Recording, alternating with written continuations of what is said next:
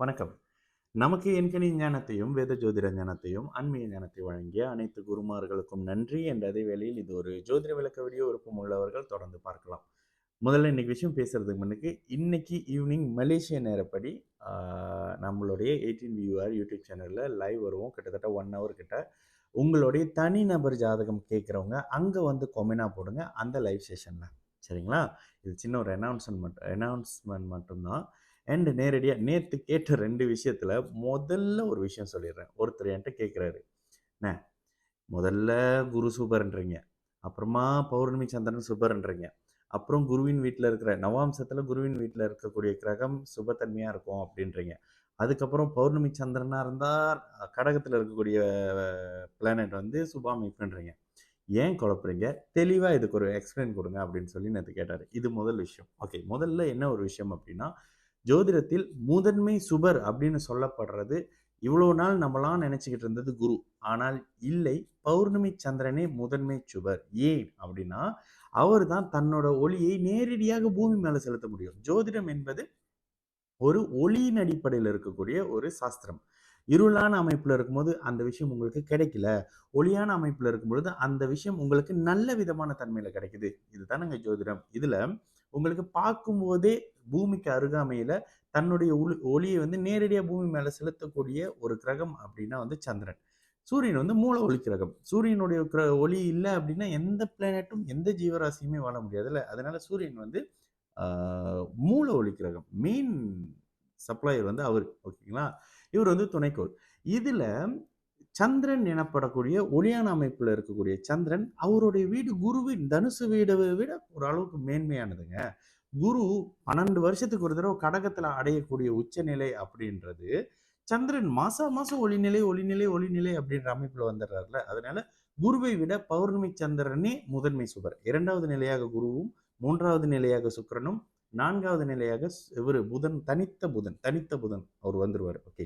இந்த படிநிலையில புரிஞ்சுக்கங்க. இல்லங்க, ஒருவேளை சந்திரன் அமாவாசையா இருக்கிறாரு.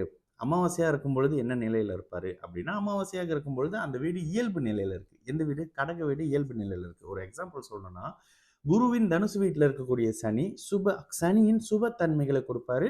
சனி அங்க இருக்கிறாரு, லக்னாதிபதி சனியாக இருந்தா கூட அந்த இடத்துல நல்ல தன்மைகள் இருக்கும். இதே பௌர்ணமி சந்திரனுடைய வீட்ல 6லயோ, 8லயோ எங்கேயோ மறைஞ்சிருக்காரு. ஆனா லக்னாதிபதி வராருன்னு வச்சுக்கோங்க.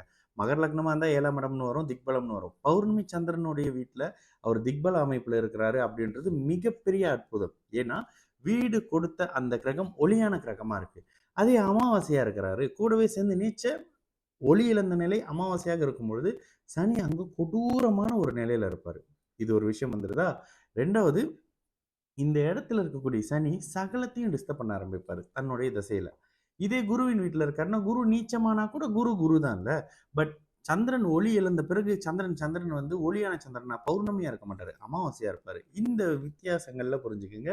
குருவின் வீடு அப்படின்றது வந்து எப்பொழுதுமே ஒரு ஒரு புனிதரின் வீடு. ஓகேங்களா? ஒரு நல்லவரோட வீடு. ஒரு ஆசிரியரோட வீடு.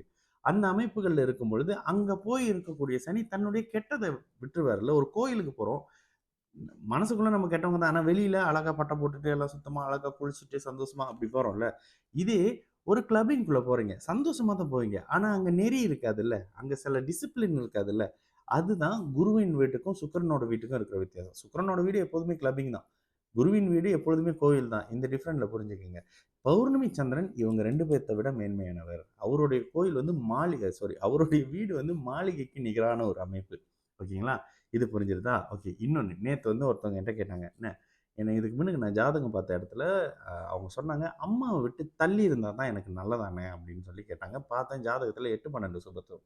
"நீங்க கூட இல்ல, அம்மா கூட இல்ல தானே?" அப்படின்னு கேட்டேன். "இல்ல, தனியா தான் இருக்கேன், தள்ளி இருக்கிறேன்" அப்படின்னாங்க. உங்க ஜாதகமே 8, 12 அமைப்பு. அம்மாவ விட்டு தள்ளி இருப்பீங்க. இதெல்லாம் எனக்கு தெரியாதுங்க. பொறந்த இடத்துலேருந்து தள்ளி இருப்பீங்க. ஆனா, ஆ கடந்த கால இந்த அஷ்டம சனி அமைப்புகள்ல ஃபேமிலி கூட ஒரு மாதிரியான பிரச்சனைகள், சலசலப்பு இருக்கும். அது இன்னும் கொஞ்ச நாள்ல அப்படியே மெல்ல மெல்ல தேர்ந்துரும். அடுத்த வருஷம் சரியாயிரும். ஆனா, அம்மாவ தள்ளி இருப்பீங்க அப்படின்றதுக்கெல்லாம் எனக்கு ஜோதிட விதி தெரியாது. அம்மா இருப்பாங்க, அம்மாவா இருப்பாங்க. அம்மா இல்ல, அம்மாவா இல்ல அப்படின்றதுக்கு வேணா ஜோதிடம் இருக்கு. அம்மாவ விட்டு தள்ளி இருந்தா தான் நீங்க நல்லா இருப்பீங்க அப்படின்னு சொல்றதுக்கான விதி இல்ல. அத இன்னைக்கு வீடியோல வேற சொல்றேன்னும் சொல்லியிருந்தேன். ஸோ, இந்த அமைப்புல அம் இது பண்ணா நீங்க நல்லா இருப்பீங்க. அது பண்ணா நல்லா இருப்பீங்க. இங்க இத விட்டுட்டு போனீங்கன்னா நல்லா இருப்பீங்க அப்படின்னா, அதுக்கு பேரு வந்து மோட்டிவேஷன். ஜோதிடம் இல்ல. ஓகேங்களா? ஜோதிடம் என்பது இதுதான், இப்படிதான், இப்படிதான். முன்ன பின்ன இருக்குன்னு வச்சுக்கோங்களேன். ஆனாலும் இப்படிதான் அப்படின்றதை தவிர்த்து, இத பண்ணுங்க நல்லா இருப்பீங்க. அவர விட்டு தள்ளி போங்க நல்லா இருப்பீங்க. இவரு கூட சேர்ந்தே இருங்க நல்லா இருப்பீங்க. இத போட்டுக்கங்க நல்லா இருப்பீங்க. அத மாட்டிக்கங்க நல்லா இருப்பீங்க. அது ஜோசியம் இல்லங்க. அது வேற. ஜோசியம் என்பது ஒரு மனிதனின் எதிர்காலத்துல என்ன நடக்க போகுது அப்படின்றத ஒரு அளவுக்கு கணக்கிட்டுக்கிட்டு, அதுக்கு ஏத்த மாரி அதே பாதையில இப்ப முன்னுக்கு ஒரு பெரிய பள்ளம் இருக்கு அப்படின்னா, ஒரு எக்ஸாம்பிள் எடுத்துக்குவோம். ஜென்ம, அஷ்டம சனியில முன்னுக்கு பிரச்சனை இருக்கு. நேத்து ஒருத்தர் என்ட்ட பேசினாரு. பிரதர் நான் கடக ராசி பூச நட்சத்திரம். இது சொல்லியே ஆகணும். கடக ராசி பூச நட்சத்திரம். நான் என்னமோ இந்த வருஷம் தான் நல்லா இருக்கேன் அப்டின்னாரு. பேசிக்கிட்டே வந்துட்டு சொன்னாரு. போன மாசத்துல ஒரு வண்டிய வாங்கிட்டு அதனால நான் பட்ட பாடு பிரதர். வண்டியே கடைசியா ஒரு மாதிரி இருக்குது. அதனால ரொம்ப டென்ஷன் நைட்லாம் தூங்குறது இல்லன்னாரு. மொத நல்லா இருக்கேன்னு சொன்னீங்க அப்டின்னு கேட்டா சிரிச்சாரு. இதுதாங்க. நீங்க போற வழிகள்ல இத நீங்க ஃபேஸ் பண்ணிட்டு தான் போணும்னா, ஃபேஸ் பண்ணி தான் போய் தான் ஆக வேண்டும். எதையும் மாற முடியாது, மாத்த முடியாது. ஆனா, போற இடத்துல பள்ளம் இருக்கு, குழி இருக்கு, பாம்பு இருக்கு. இத சொல்றது மட்டும் ஜோதிடருடைய கடமை தானே தவிர, அந்த பாம்ப புடிக்கிறதுக்கோ, பள்ளத்த மூடுறதுக்கு ஒரு ஒரு கான்ட்ராக்ட்ட பேசி விடுறதுக்கோ, அது ஜோதிடரோட வேலை இல்லங்க. சரிங்களா? நல்லது நடக்கும். எல்லோரும் நல்லா இருப்போம். வணக்கம்.